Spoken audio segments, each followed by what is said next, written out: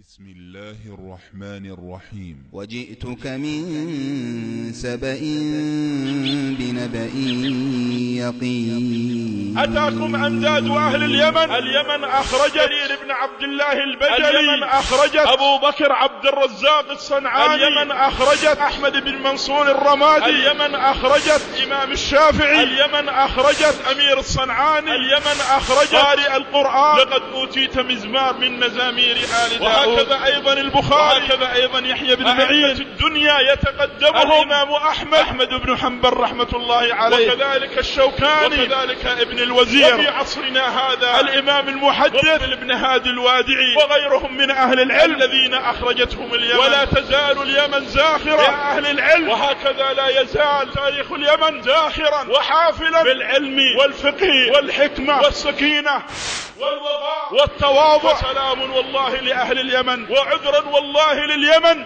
من أولئك الذين شوهوا تاريخها. أهل اليمن عباد الله هم الذين نصروا الدين، بل قال نبينا إني لأجد نفس الرحمن من قبل اليمن. أتاكم أمجاد أهل اليمن. إن أهل اليمن دائما يسيرونهم العلماء ويقودونهم العلماء الكبار الراسخين في العلم دائما وأبدا. أهل اليمن لا يعرفون بالعجلة، ولا يقودهم الجهلة أبدا، سواء في دينه أو في حياته أو في حروبه أو في جهاده، لا يقودهم الجهلة أبدا. ومن ظن أن الجهل سيقودون الأمة على مر العصور هم نكتة سوداء في تاريخ اليمن، بل وفي تاريخ الأمة بأسرها. إني لأذوذ بعصاي الناس حتى يشرب أهل اليمن من الحوض. أهل اليمن هم أول من يشرب حوض رسول الله عليه الصلاة والسلام. يا أهل اليمن، ما الذي يحصل الآن في بلادكم؟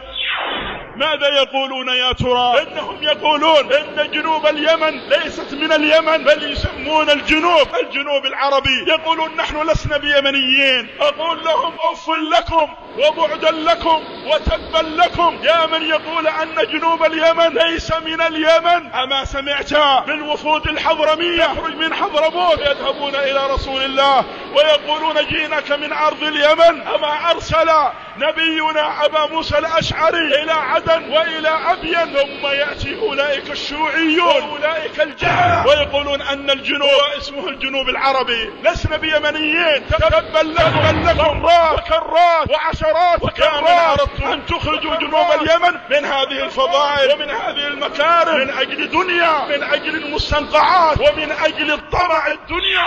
طمع الدنيا بعدا لكم.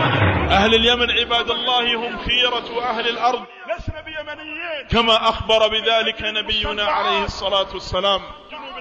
فقد جاء من حديث جبير بن مطعم رضي الله عنه قال: كنا